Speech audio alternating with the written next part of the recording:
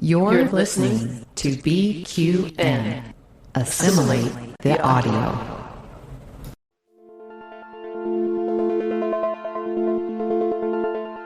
Infinite diversity.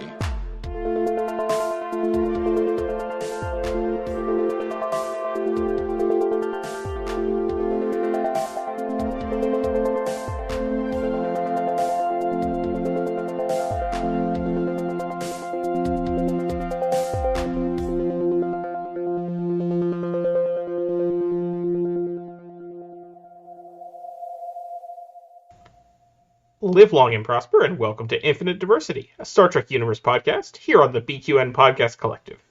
I'm your host for today, Thad, and joining me is my co-host, Chrissie. Chrissie, how are you today? I'm all right. I'm trying to make an empathic connection with this piece of metal. I'm hoping that that's going to tell us where it comes from. Good luck with that. Maybe, you know. How are you doing? I just dosed myself with a day's worth of drugs, and it's hopefully okay. We'll find out. It's going to be a short recording. It's all right. Also joining us today is Sue from Women at Warp. Sue, thank you for coming on the show with us. You are very welcome, although it did take me a while to find my outfit with the best shoulder pads in order to join you today. All right, before we jump into the topic for today, we'd like to take a moment to thank our Patreon patrons who make our show possible, particularly our associate producers Carl Wonders and Chrissie De Clerck-Szilagyi. Listeners, you can hear your name listed as one of our associate producers for a monthly subscription of just $10 at patreon.com/BQN. And with a monthly Patreon subscription of just $5, you can join our BQN Star Trek script table reads. Watch your Patreon messages for information on these and other fun opportunities with your collective. Okay, so we're literally recording this 2 hours after the last one, so you'd think there'd be no news, right? Except... Yes. The ongoing saga of will Paramount be sold and to whom is continuing forever. I was slightly wrong in our last episode. It's all right. The exclusivity period for Skydance apparently is already over, and they are seriously considering the Apollo Sony thing now, so we'll see what happens. So important, I got a New York Times notification about it. Okay, I get New York Times notifications for the weirdest things, though. I know, me too. I don't know how they decide what's a push notification. And then other stuff, I open it up, and I'm like, that should be. Sometimes I think they're just like, oh, well, we need to send a notification, so what is a new article? Doesn't matter what it's about. That might be. As we said, what you will have heard last week, regardless of who buys Paramount, they're probably still going to want to make Star Trek. It's one of their big IPs. It's not going anywhere. Yeah. I think that's reasonable. And until such time as we know more, the rest is all baseless speculation. It's all just speculation and theory. Yes, quite.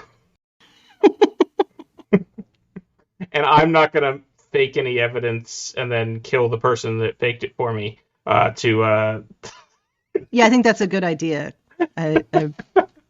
Yeah. Does not seem that serious, no. No. Bring the Romulans into the streaming wars. Well, I mean, technically the Romulans are already involved in Discovery season. They are. Anyway, Erigah. Sue, what'd you think this week? I thought it was Erika. No, this, if I'm totally honest, this was not my favorite one so far. Okay. I feel like this one was a not filler, but a transitional episode. Oh boy. We are not having the filler episode conversation again. No. Transitional is a good word. Transitional, yes. Right? Because we're one piece away from our puzzle, but we have this other storyline with the Breen, and sure. I don't know, because after removing myself from Twitter, I don't know where the fan conversations are at this point, but like That's not necessarily the worst thing. That is not the worst thing. Say. But like for me, the Mullen Locke plot of this season was unnecessary. Like I'd be happy with the scavenger hunt. Okay. So, all right. But it was a lot of fleshing out the plot that I care less about. So reasonable. Yeah. All right. Yeah. So, as you may not be aware, Twitter was freaking out about that Alex Kurtzman article about filler episodes. Yeah. That was why we laughed at that. Yeah, and it came up a couple times on this show. That's why I was. Well, it's not filler. That's why no, it's not the right word. There has not been a single filler episode this season, and that is all I will say on that topic, because otherwise, there's someone who's going to be mad about it regardless of what you say. Don't I know it? No matter what you say, someone will be mad about it, about anything. Mm-hmm. Mm-hmm. So, I think, okay, so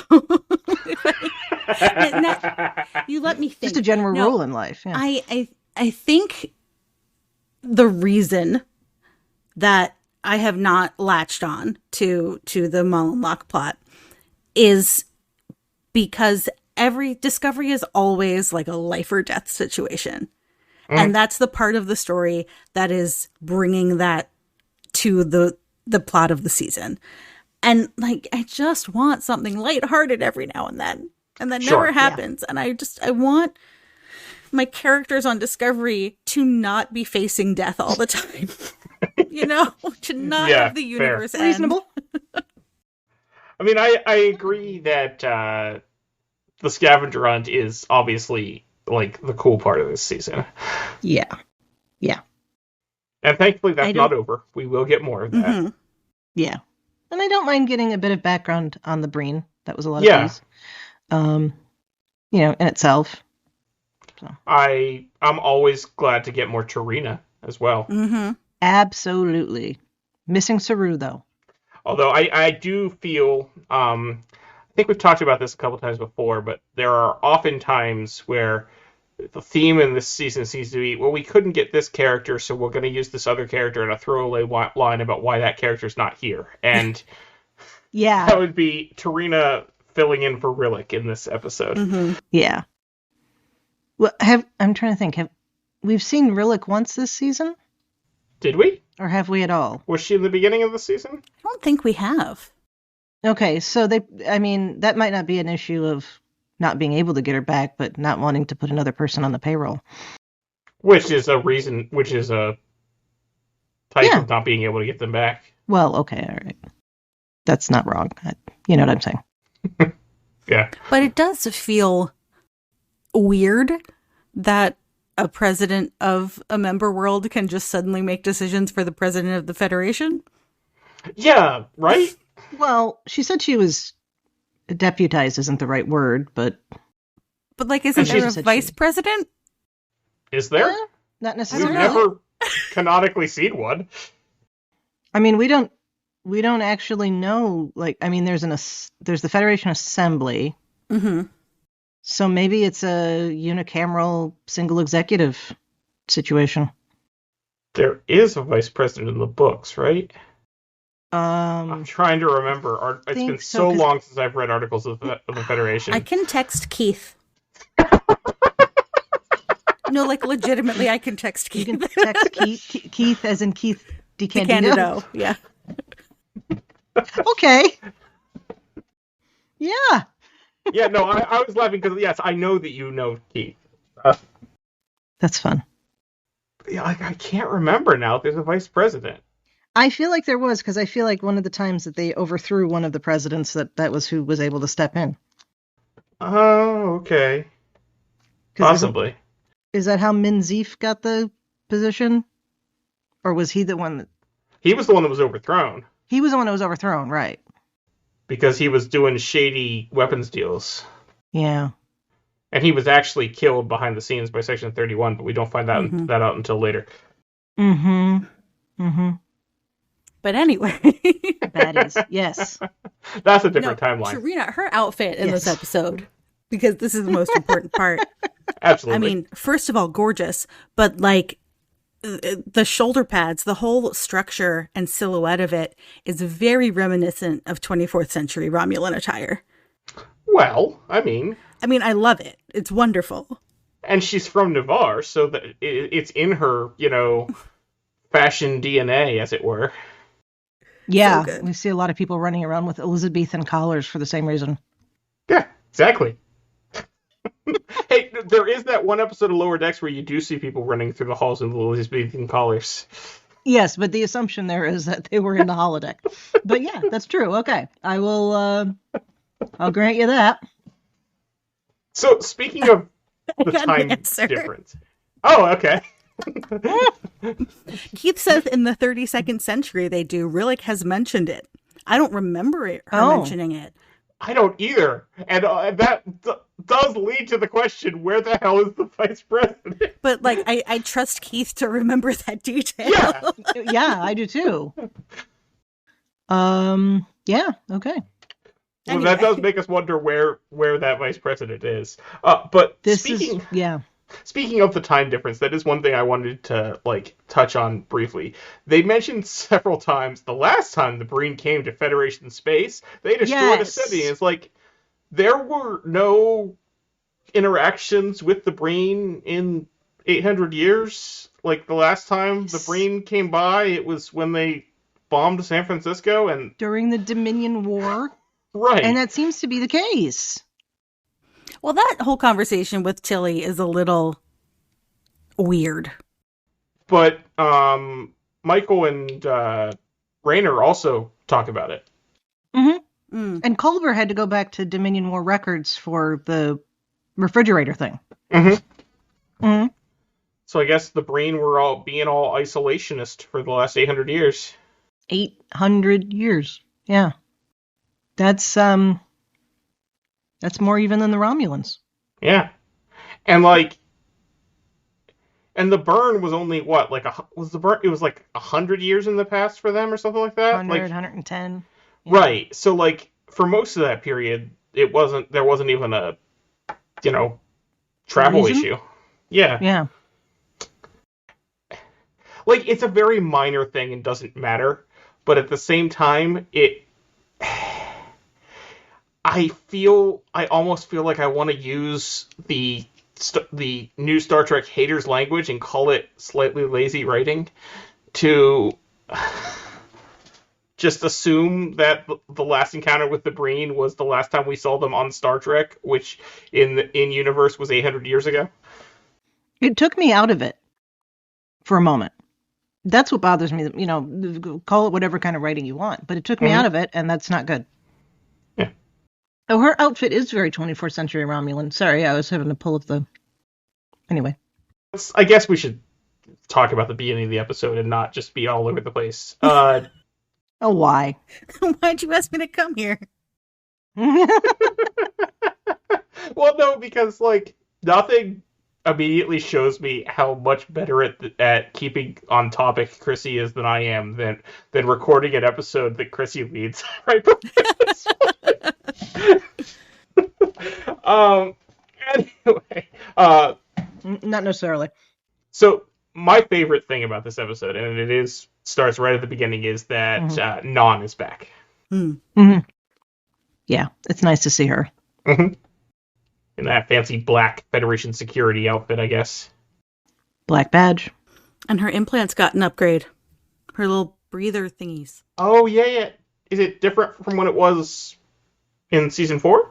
I don't remember. Okay. But I went, where are her breather thingies? And then I saw the little tiny dot instead of the big one we were used to. Yeah, the upgrade. Mm-hmm. Mm-hmm. Yeah, no, I think she had that in season 4 when she was... Because she makes a point of saying she got an upgrade on him. Oh, yeah. Okay. And I just have a bad memory. No, you're fine. You are fine. Well, it's sort of like how, not that you would notice this season, but it's sort of like how Detmer has a much smaller implant above her eye now. Mm-hmm. Mm-hmm. And probably kept it for aesthetic reasons as opposed to needing to have it there. That's probably true, yeah. I would bet. So yeah, Non's back, and she doesn't want Book involved, and that is a totally valid argument. Mm-hmm. Yes. The last time we did this, you shot a torpedo at us. I like how he says, yeah, but, I'm trying to make up for things. Yeah, because there are, like, I get that he is trying to help, but there have been a few times when I'm like, why is Book here? Like, he ended up being very useful on Trill, but there was no reason to actually bring him to Trill in the first place. He's the captain's boyfriend. He's got to come along. I thought they just added him to the mission at some point. They did. Yeah, they did. Yeah. But because he apparently thinks knowing Mal as a child makes her family. And he didn't even know her as a child. Yeah. Knowing Maul's father after he had already abandoned Maul. But doesn't he in this episode say, like, I've spent the most time with her? Like, I think he's talking about the time they spent on the bridge Enterprise? of the ISS Enterprise. Yeah. Also, I want them to stop referring to it as the ISS because I think they mean International Space Station. Yes, that was driving me crazy. And it also reminded me that I didn't get around to seeing that movie, which I wanted to see. I will support that if we also change Fed HQ, because I can't stand Fed HQ. I don't know why. Oh, yeah, that's right. You messaged me the first time you watched this episode to complain about that. I just don't like it. I have no reason to not like it. I just don't like it. I have no strong feelings one way or the other on that. The term Fed HQ, or you don't like the way it's created? No, I don't like the term. I don't like the constant refrain of them referring to Fed HQ. It bugs me. Well, you can ignore where I wrote Federation HQ on the... But I did spell it out. But you wrote out Federation, so it's okay. I did. Okay. There's no logical reason for my distaste. It's just an ick, I guess. Well, no, because you had pointed it out to me, I did notice on the rewatch how many times they say it, which was a lot. It was sort of like when we had Alex Perry on early in the season, and he commented how annoying it is that they say Maul and Locke over and over and over again, and yeah. Yeah. Well, yeah. Maul and Locke. Come to think of it, I think that the reason, or part of the reason their story does not grab me is because I don't buy books like attachment, I guess. The idea that, like, I knew your father years later, therefore you are the closest thing I have to family, that does not... I think it's because all of his other family has been killed. Yeah, I think if it hadn't been for that, it would be just like, oh, okay, that's a thing.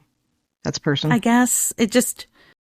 I mean, it could work for other people. It doesn't do it for me. It lacks something in the way my brain fires. No, I get it.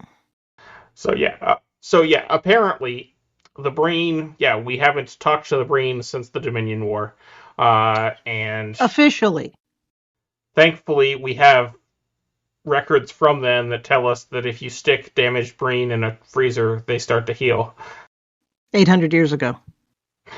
Well, I mean, I doubt that's changed. No, I know, but it's still, I'm just, 800 years ago, human medicine was, there's a lot of things that would not have been useful. Oh, geez. Yeah. So I'm just saying, I have to assume that Breen, if they got to space, they probably aren't using leeches. Yeah, my first thought was bloodletting, yeah.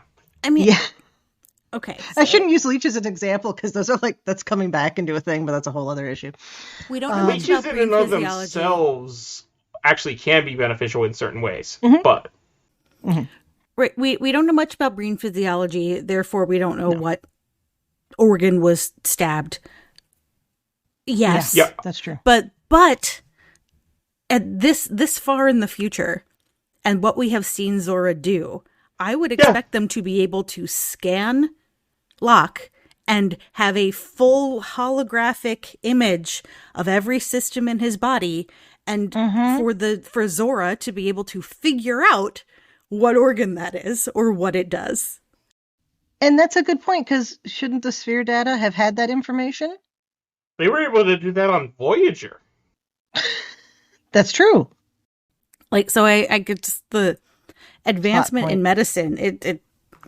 I don't know. They even scan what was hit and project it above him.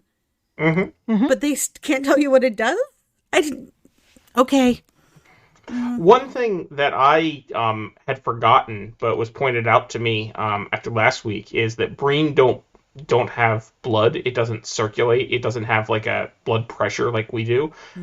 So like the greens, you'll notice when Locke is stabbed, the green stuff in him doesn't like come. It just sort of oozes out in the sense that it's now no longer protected, but it doesn't come out like blood would because there's no green ooze pumping organ like there is for blood. Yeah. Which I thought was a neat little touch and connection to a throwaway line from DS9. There, we just had our title if we were still on Trek FM. Green ooze pumping organ. Green ooze pumping organ. It's like the cover band game. Green ooze pumping organ is the name of my podcast cover band. There you go. Wasn't there something this season about like the two faces of Breen? Yes, which is a thing. I'm not entirely sure what it's supposed to mean, but apparently one of them is taboo and one of them is not. Well, like, okay, so again, this is maybe my memory, but like when we first see him in one of the earlier episodes take his helmet off, doesn't it look kind of oozy before it like solidifies into his face? Okay, so then like the skin that we see could not actually be his skin or like an exoskeleton that they only use when they don't have their helmets on. All speculation, of course. But if that were the case, then he would presumably have been able to cover his hole. Right. Oh yeah.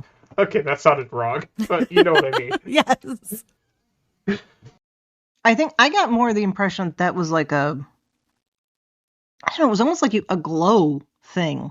I think the clear skin is still skin, it's just clear. If that makes sense. But then why would they need to wear the helmet? Yeah. Yeah. There's all sorts of questions that we will probably never get answers. Yeah, because what I wasn't super clear on was like, is that the same skin that we're seeing opaque? Or does the other like get sucked into their face? Because it kind of looked like they, like it drew back in, let's say, as opposed to sucked into their face. I don't know. So, like, is the opaque skin like a foreskin for their whole body? Or... It would be the glowy one, but yeah, I guess that is kind of what I was saying. I was thinking more like another layer of skin or something, but I guess, that works. Anyway, I just want them all to be 5 different species like they were in the books, and I keep saying that. I know. I'll stop. Technically, we don't know that they aren't. We've just only seen because David Mack like specifically said that he likes that the show hasn't contradicted directly anything that he wrote. And I'm like, that's true. I guess technically that's true. Well, we've only seen 3 Breen with their helmets off, so yeah. But we've certainly not seen anything on the show backing up the idea of the multiple species. No, but I cannot prove a negative. True. So they have an emperor. Well, they apparently don't right now. Well, I said had. Okay. Well, it's past tense. What's getting me is like, I understand the uncle not being in the bloodline because he's on the other side. Fine. Mm-hmm. Are you telling me that the emperor only produced one child, or only produced one child who then only produced one child? Because we don't know where he is down the line in terms of like child or grandchild or whatever. Maybe there's only one left. Maybe it wouldn't put it past me if there's a lot of political machinations involving assassination among the Breen. Certainly. And they don't even have to go to the Breen on that. I mean, I wouldn't put it past them. I don't know why I'd be putting it past me. I knew what I meant. I didn't even hear you say it that way, so okay.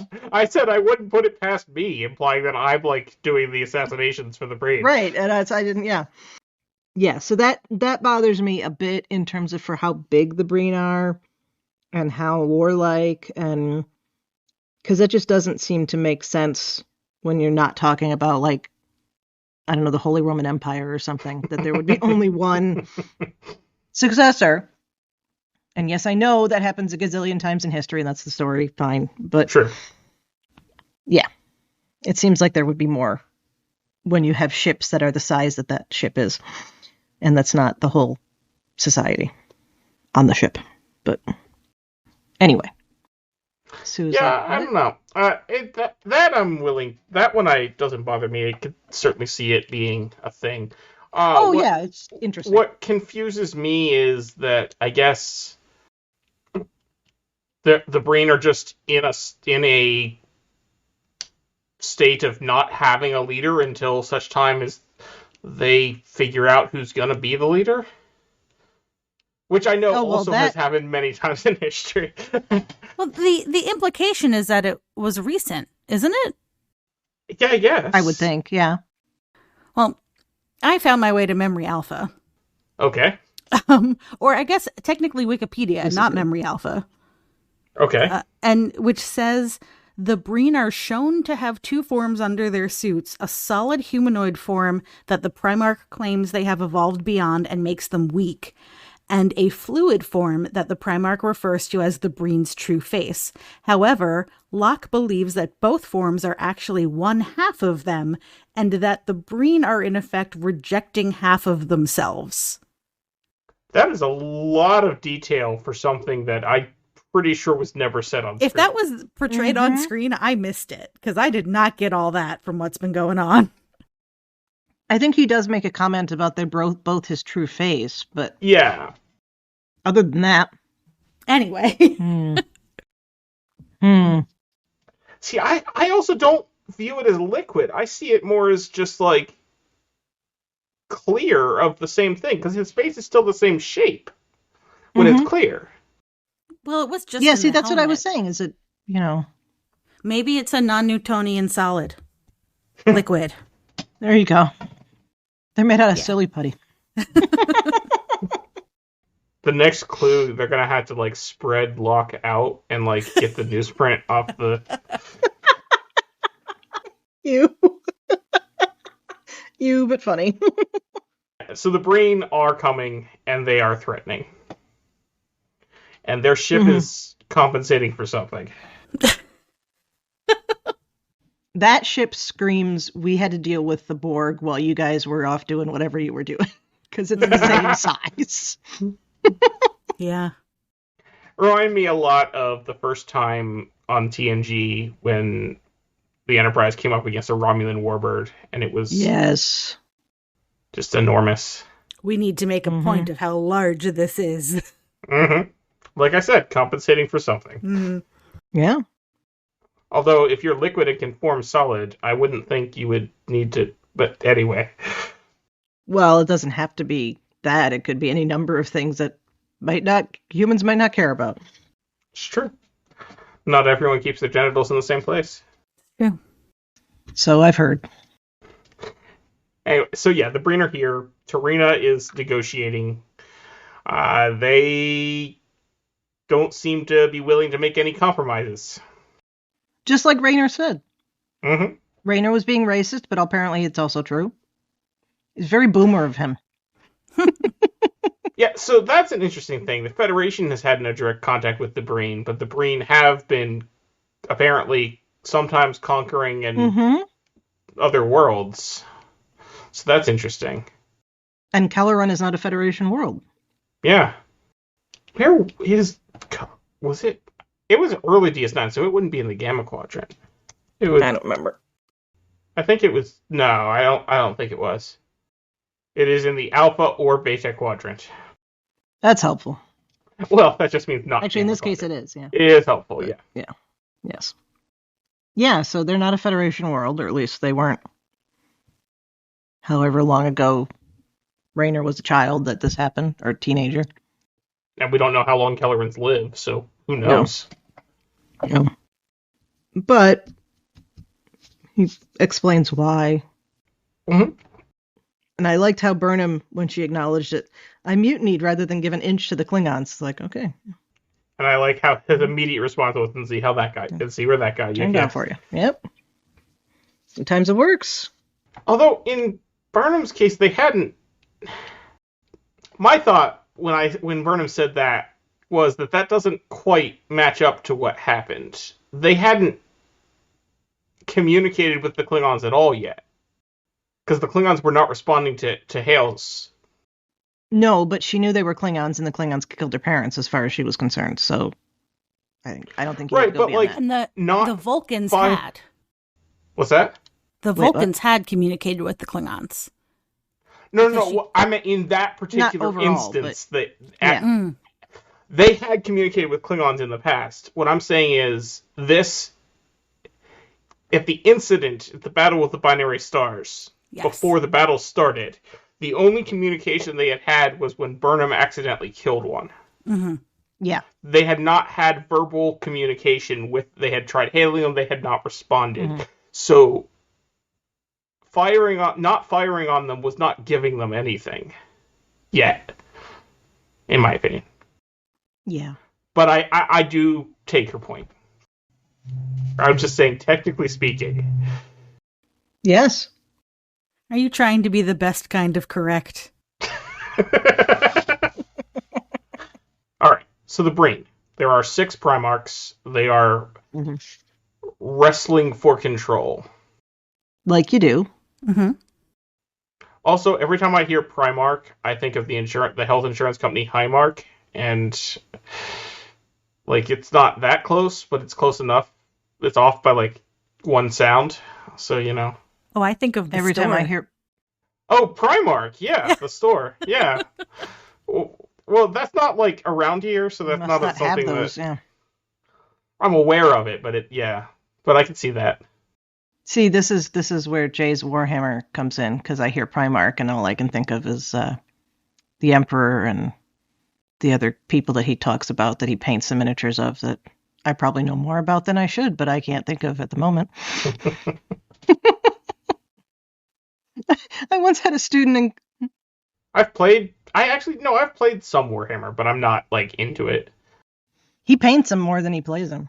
That's my understanding of how it is for painting more than plays, is how most people are. Yeah, and he reads all the novels. And I once had a student say blood for the blood god, and I responded with skulls for the skull throne. He's like, oh my god, you know Warhammer? And I'm like, no, I just know that.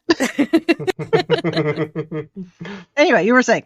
So if Locke is a direct descendant of the Emperor, and the Primarch is his uncle, is the Primarch his uncle by marriage? Yeah. Or okay. Yeah, well, not. Oh, yeah, I guess that would have to be how it works, wouldn't it? Yeah. Well, no, not necessarily. He could be his mother, or presumably, Locke has 2 parents, one of whom is either the Emperor or a descendant of the Emperor, and the other is probably not. The Primarch could be the sibling of the one that was not descended from the Emperor.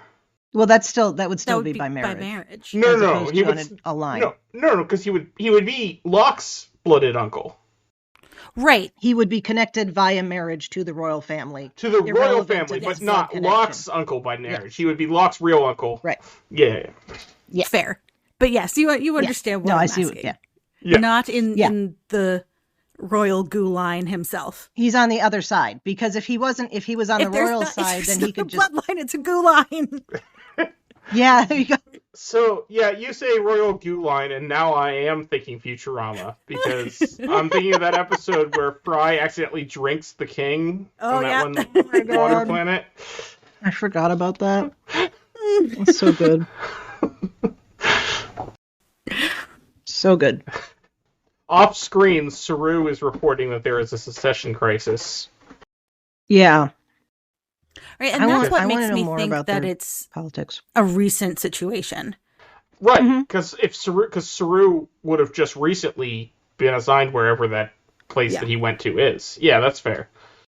And they're too violent for something like that to go on for too long, I think. You'd think, yeah. Mm-hmm. But again, that takes me back to the where's the third cousin once removed who can claim the throne? Apparently, there isn't one. I mean, I guess that's, what's his uncle's name? Where'd it go? Maybe there's a rule about you can't, it has to be a direct descendant. There's always rules. Rune. That's the uncle's name, Rune. Yeah, maybe that's Rune. Well, it sounds like they all have claims, but they're not, like, it's not easily determinable which one is, I guess, higher. Is that how you talk about claims to a throne? I don't even know. Yeah. And that's why better claim Locke is so important. This is complicated because I just recently watched all of Shogun, so now I've got that Secession Crisis like in my head and this one, and I'm like trying, Well, I doubt there was any green goo lines on Shogun. Not that I saw. I gotta watch that. It is very good. So, what I want to know, when did the Emperor die? Was it after Locke and Maul kind of disappeared, not disappeared, but left? Because you think it must have been if it was after, before, right? it had to have been. Yeah. As the impression is that they've been gone for a while. Yeah. Isn't it? Right. Plus, if it had been before, like, Locke wouldn't have been serving as the inspector of cargo on whatever station or something that was. Well, but he'd gotten on the wrong side of somebody. His uncle, the Primarch. The Emperor. Yeah. Well, yeah, but being on the wrong side of his uncle is not necessarily relevant if you're the Crown That's what Prince. I'm saying. Yeah. So, the fact that he was a Crown Prince was apparently much more, or the Scion, as they call it. Yeah. Or actually, do they? Yeah, they say it this. No, they say Scion. Yeah. Okay. Being the Scion probably matters a lot more when the Emperor's dead than when he's alive. Yeah, but you still wouldn't expect him to be just like working like anyone else in the Imperium, right? Well, we don't know what he said. But I would see it even less likely when the Emperor's dead. Yeah. I could see it as like he's probably expressed his opinions about not being gooey all the time, and his uncle was just like, all right, you know what, I'm gonna make you work. And it's possible that, let's assume the Emperor is his father or his parent, for lack of a better without other knowledge, that he would be the equivalent of a crown prince. It's entirely possible that his father pushed him off and anticipated producing another heir. We don't know how old he was. We don't know under what circumstances he died. Sure. So it could have been that he was groomed for the throne and then got told to go to hell. And I want this story. We are not going to get the fullness of this story, and it makes me sad. Not unless we get a novel. Yeah, that'd be good. We don't text Keith again. Tell your friend. Keith hasn't written one in he hasn't a long written time. a Star Trek novel in a long time. It'd be cool if he did, but yeah, it's been... He thinks so too. I'm sure. Yeah, it's not like you can just go write those. Well, you can, you just can't do anything with them. Right. One can write all they want. We know for sure, because the reason I know that David Mack's line about how they hadn't directly contradicted his books is because someone on Twitter asked him if he was writing a story about the Breen from this season, and he said no, he has not been asked to do that. Although he did mention that he is working on something. Woohoo!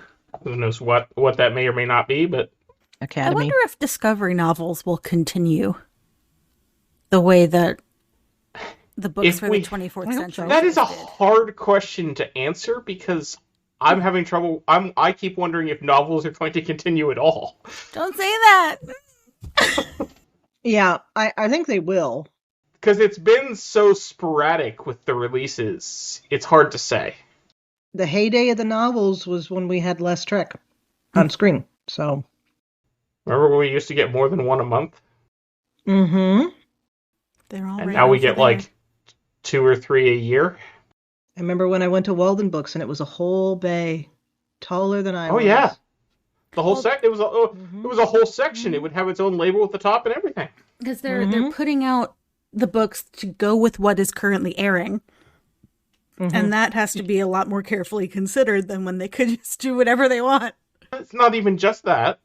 They're also doing others. But that's where whole the focus is. Because Dayton Ward's TNG novel comes out this month. Oh, I forgot about that. Yeah. But that's the first Trek novel since the Picard one last fall. And unless you count the Cisco memoir. This one? That's I don't count the Cisco memoir in this instance because that's not a Simon & Schuster book. Oh, point. Yep. I still haven't read Firewall. I need to do that. I also still haven't read Firewall. Summer now. I'll have time. The pile. I have this that I haven't read.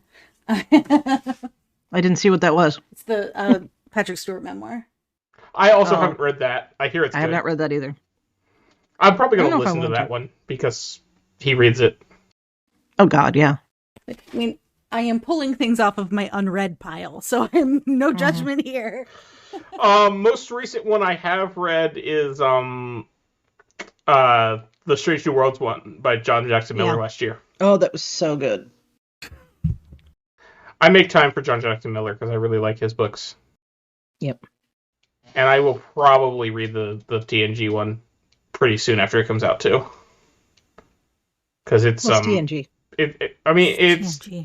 It's TNG, and Dayton Ward writes TNG well, and this one has Garrick in it, so that makes me even more interested. I mean, Garrick, when not written by Una McCormick, I don't know, but all right.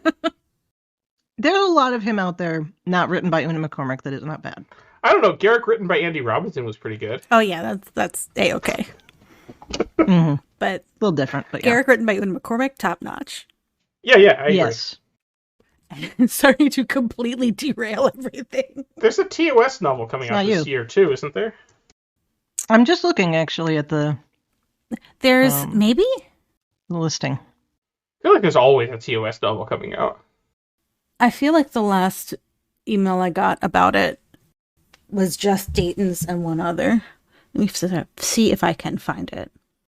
Lost to Eternity. Lost to Eternity by Greg Cox. Yeah. We just both found it at the same time. Yeah. Oh, Pliable Truths. Okay, that's the one that's. Yeah, that's. Yeah. And we're also getting the novelization of the Picard audio drama this fall. Yeah. Wow, how did I not have that pre-ordered? Okay. And that's it. And I just realized I was on Trek Central to see this. Now I feel dirty. Yeah. Stop clocks and all, Yeah. Anyway, we probably won't get a Breen novel, but it would be cool if we did. No. It doesn't have to be a Breen novel, just a Mullen Locke novel. Okay. Which would explain who he is and, But I would hope that we will get a Discovery novel at some point. But, I mean, just how few novels they're releasing in a year and how many different shows they have to release novels for, I wouldn't hold my breath. Yeah. Like, there has not been an Enterprise novel since 2016. Or maybe 2017? Either way, it's been a long time. A long road, you might say. It is. Okay. Have you looked at the summary for the TOS novel? No. 2024, almost 40 years ago, marine biologist Jillian Taylor stormed away from her dream job and was never seen or heard from again. Now a new true crime podcast has reopened the cold case. Okay, so I don't usually read the TOS novels, but I might read this one. Yeah, and then jumps ahead to 2268, Enterprise 5-year missions interrupted, and then 2292. I should say I shouldn't say don't usually. I should say don't always, because there are plenty I do read. But the TOS ones don't always go to the top of my list. No. But that I might have to. Got to tell you though, a novel that I really do want, and this is feels weird for me to say this, is it because it ties into Picard season 2, and we know how I feel about that. But it has elements. There was that interview with Terry Matalas a few months ago where he said that the studio made them take some of the Star Trek stuff out of Picard season 2. One of those things was there was going to be this whole hidden like operation out of Guinan's bar where all these various time travelers come and visit and do stuff. And I want a novel about that ties into the From History's Shadow books that Dayton Ward wrote about. Yes. That was what makes some great DTI novels. Yes. Yeah. Oh, well. But I would also just settle for more than 3 books in a year. That would also be good. Although with the amount of time I've had to do anything other than schoolwork, I don't know. So, how'd you like the giant holographic Primarch rune? That was a thing. That was certainly a thing. They keep trying to make holographic communication happen. And apparently the issue with this one was it needed to be 30 feet tall or what? I mean, fine. Yeah, it was just kind of funny that it was so... Like, why did you set the setting so big? It's not like he was forcing that on them. Unless he was. Maybe it's an intimidation thing. Maybe. So, like, it was just his face, right? Yeah. Yeah.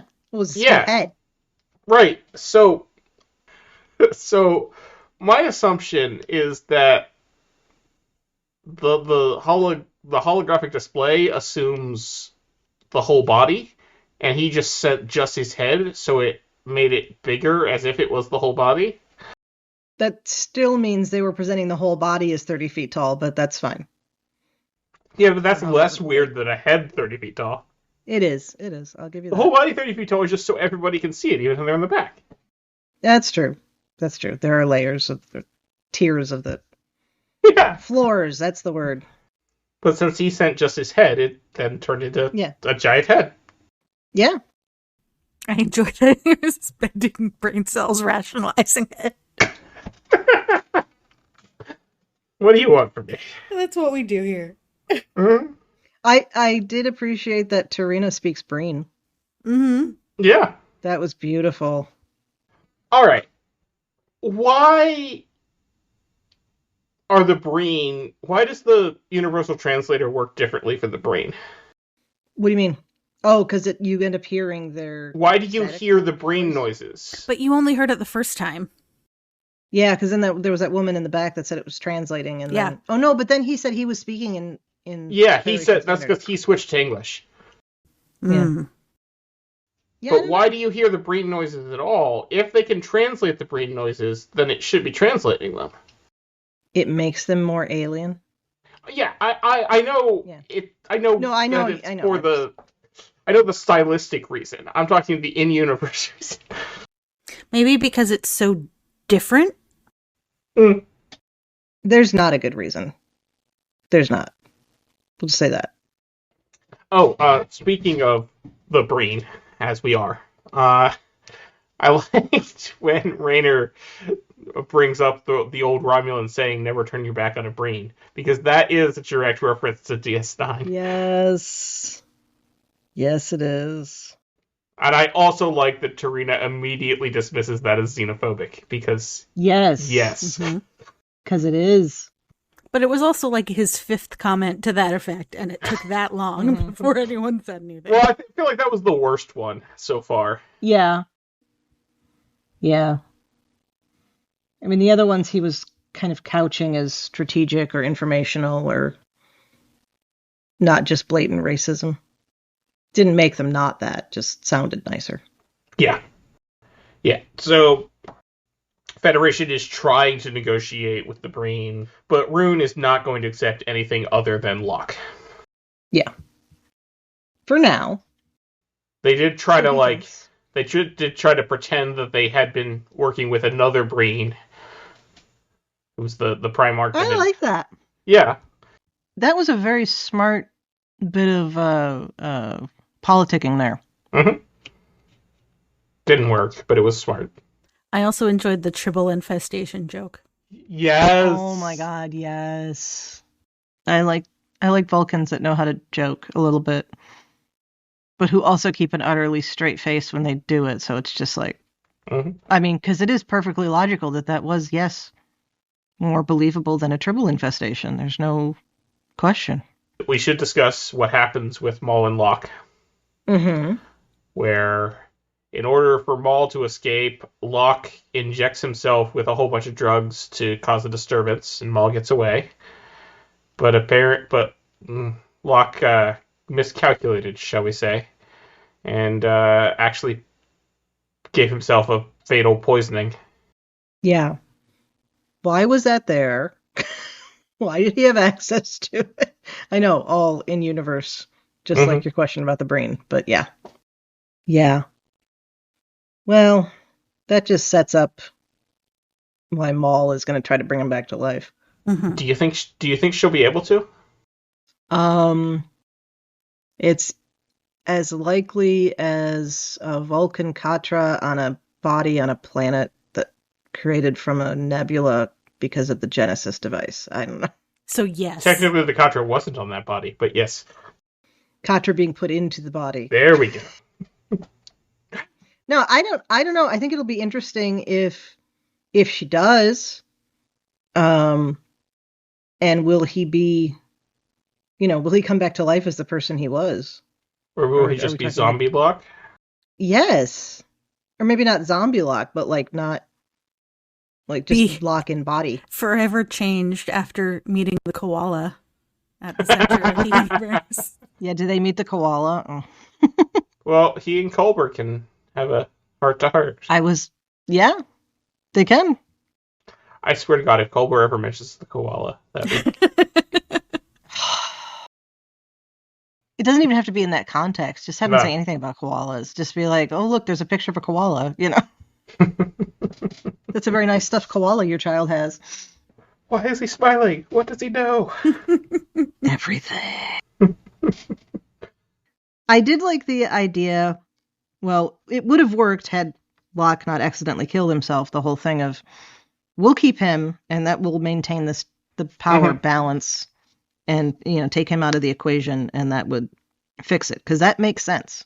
Yeah. Even from the Breen standpoint, it makes sense, because at least if it's not going to be, if none of the Primarchs can have the Scion, then yeah. So, but it doesn't work because Locke unfortunately killed himself. Book finds Maul, and helps Non get her and convinces her to come say goodbye to Locke. And Locke, at this point, Maul reveals that she and Locke were married, and she's going with the Breen to help find the progenitor tech because it can bring back Locke. Yep. This all happened very quickly. Yes, it did. One thing we should go back and discuss was the figuring out the clue part of this episode. Where, yes, it turns out it's a library card. It seems weird to me that, an all-are-welcome giant library archive situation would be unknown to the Federation. Yes! Is it unknown? Right? If Reno says, right? I think it's Reno says that that is probably the library card. which grants you access to that specific book. And like, I would think if this library was known to the Federation and in the database, it would have immediately said, oh, that's a library card for this library that you can go to anytime you want. Yeah. And it happens to be here. Mm-hmm. You'd think, yes. Because what is the use of a library that no one knows exists and no one knows where it is? If everyone is welcome. Yeah. Yeah. I mean, there is the whole, we're going to protect stuff from baddies. But yeah. You have to get the stuff there first. Also, how do books go out of print in right? And this if it's written world? in the 24th century, yeah, it had to be published. Well, they did specify it was a handwritten copy. They did specify that. Right, but they were looking just for the text of it. You're telling me they didn't make this an ebook in the 24th century? Nobody scanned it. Maybe it's like it was a bespoke thing. I don't know. Maybe. They said they specified handwritten copy enough to. All right. For me to not worry about that part. But at first, before they decide that they're looking for the original handwritten manuscript, they're asking the computer for even just the text of it to see if that will help them. That's not even there. And that's not there. Right. And that's what is odd. Mm-hmm. Well, maybe it never got scanned. But that's odd. No, but they said that it was published and there were a few thousand copies. Yeah. Let me tell you. Copies, maybe. If a book is published and has copies, even if you can't buy a legitimate ebook on Amazon or wherever, you can still go to a bay where some pirates hang out and find it. No, I know. That's true. That's true. I will say, though, those are not always useful copies. That is true. So, maybe it got garbled. I don't disagree with you. I get it. It's just another part that feels implausible. Okay, I like that Reno is also an expert on old books. Just randomly, yeah. Yeah, but when Zora first said that she found an expert on old books, I legit thought it was gonna be Pelia. Yeah, thank you. Her name dropped out of my head, but yes, I legit thought it was gonna be Pelia. That would have been great. But she may have worked with Pelia. Reno probably did, but yeah, I thought it was actually gonna be Pelia that is still alive 900 years later, because why not? Or even just name dropped. Or maybe says, I moved books for this antiquarian. It could have been an antiquarian named Pelia. You know? Yeah. Mm-hmm. Yeah, that was a lost. Of course, maybe that's the kind of thing where they have to pay people if they say the name. Mm-hmm. Maybe. Yeah. But I loved that. That was beautiful. Yeah, I like that. I like talking to her, and I like when Tilly's like, "Oh, you got around." I mean, not like that. She's like, "Oh yeah, like that." Oh no, Adira says it. Mm-hmm. You're right. It was good. Either way, it works. The way that Tilly is sort of like encouraging and guiding Adira is so sweet and kind of reminiscent of like early Tilly. Mm-hmm. It's like it's a little like full circle moment for her. Have absolutely loved Tilly this season. Yeah. Yes, me too. Me too. I mean, I've absolutely loved Tilly every season. Yeah. Well, yeah. And I think part of the reason why I love her so much this season is because we didn't get a lot of her last season. I think it's interesting that we have this ongoing thing about how she keeps saying she doesn't know how to connect with her students, and she's having no trouble with that with Adira.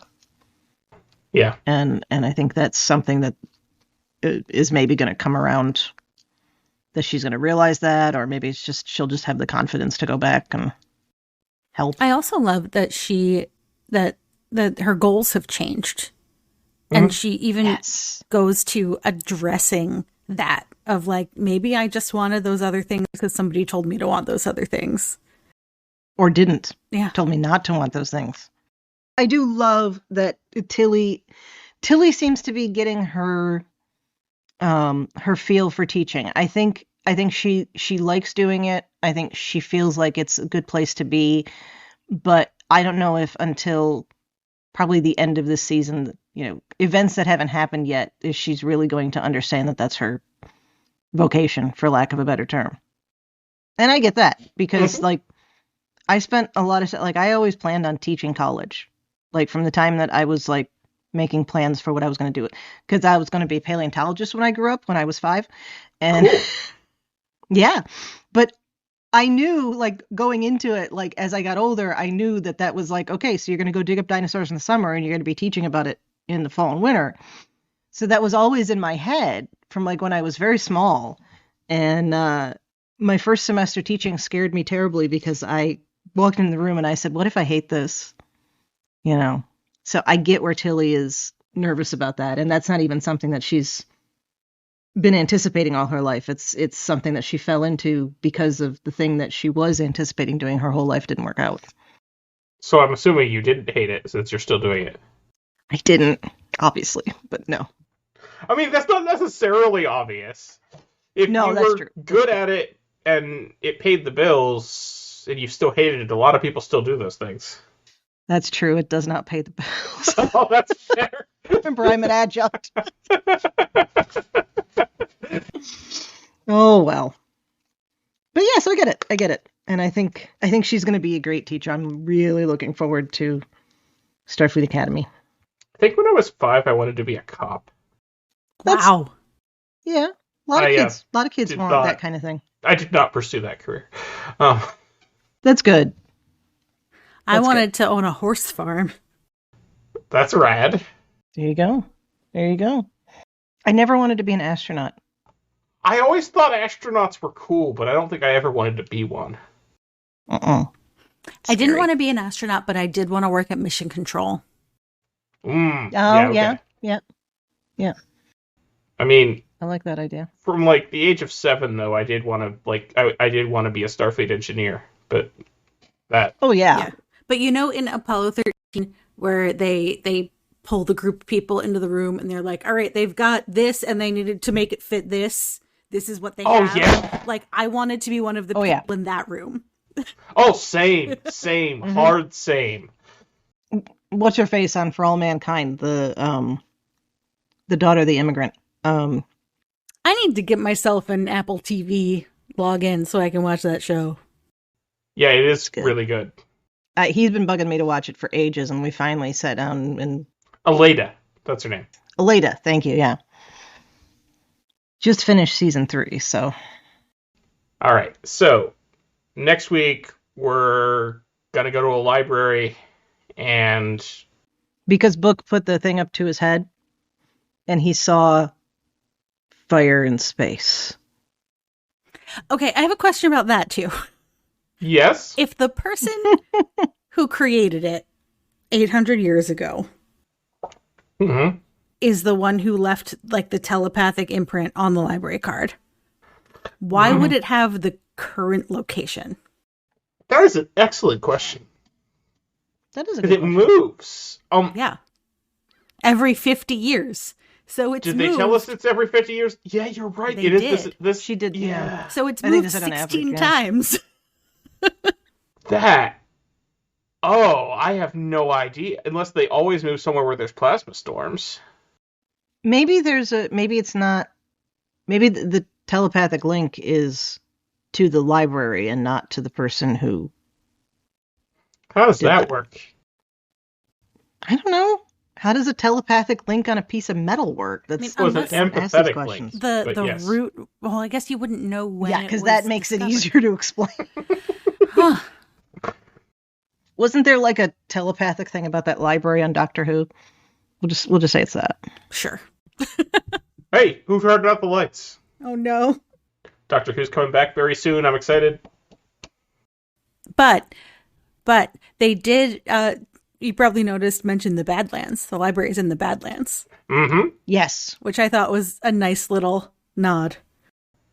Yeah. Yep. References both Voyager and DS9. Yep. There's no other plasma storms. Nope.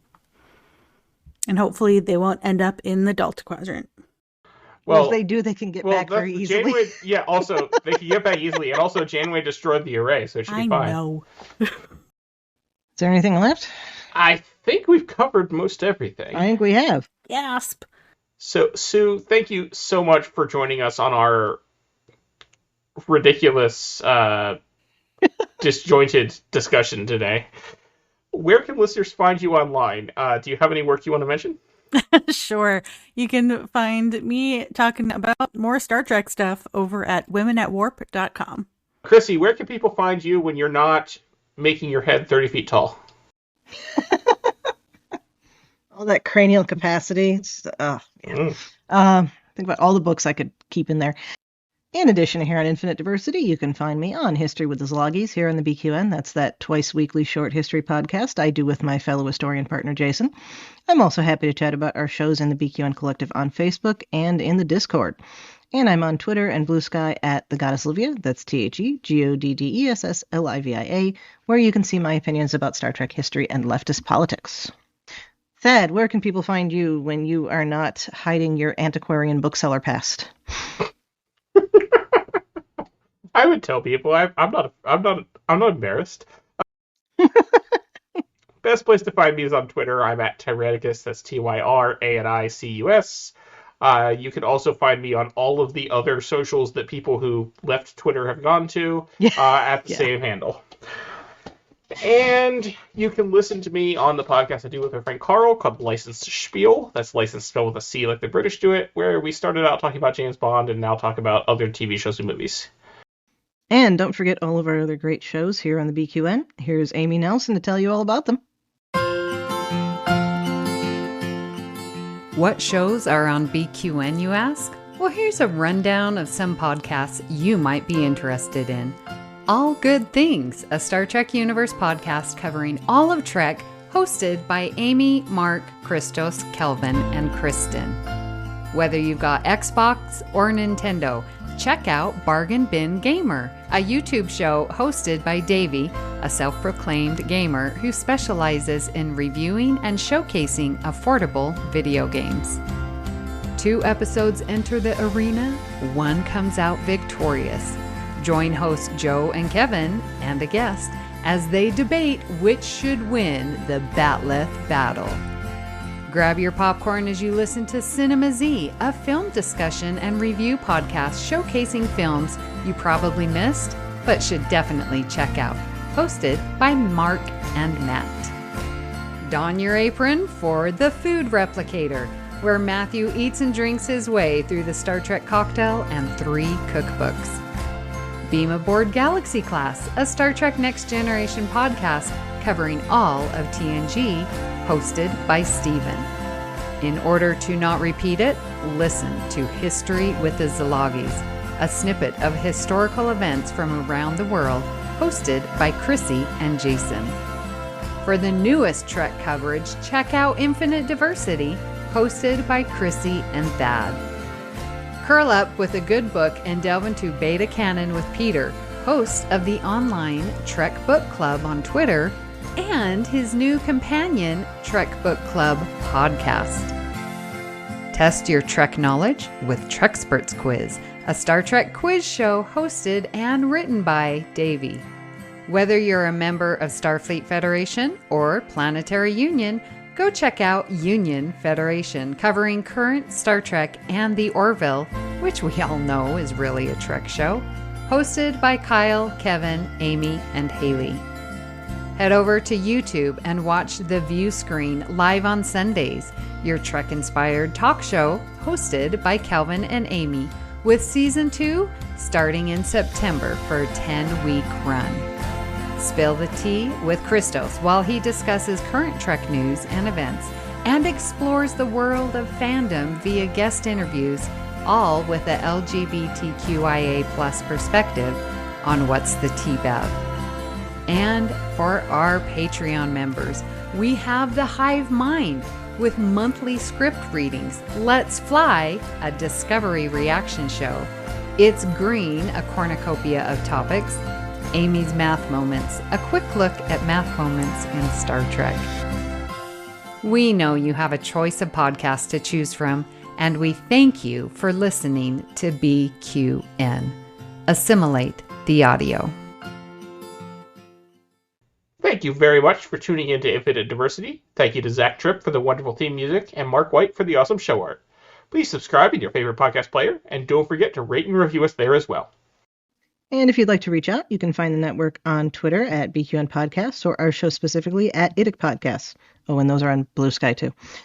You can talk about any and all of our BQN podcasts in the Facebook group or in the Discord, and those are both the BQN Collective. When you next hear from us, we'll be talking about the 8th episode, only 3 left, of Discovery's final season, and that is called Labyrinths. Until then, we bid you peace and long life.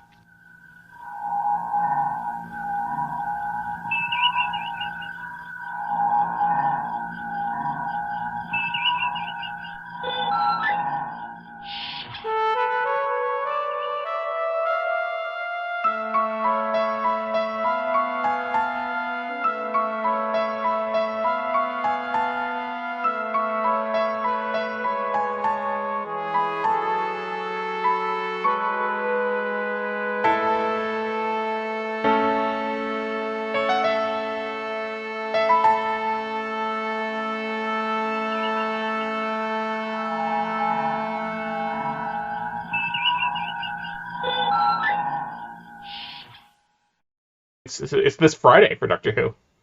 Oh, yeah. We're getting 2 episodes a la Discovery. Nice.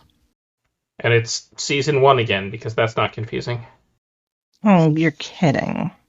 Nope. Ugh. No, because they don't want people to think they have to go back and watch the old stuff. No, and I get that. It's valid, especially it's coming to a new platform. It's on Disney, out everywhere except the UK.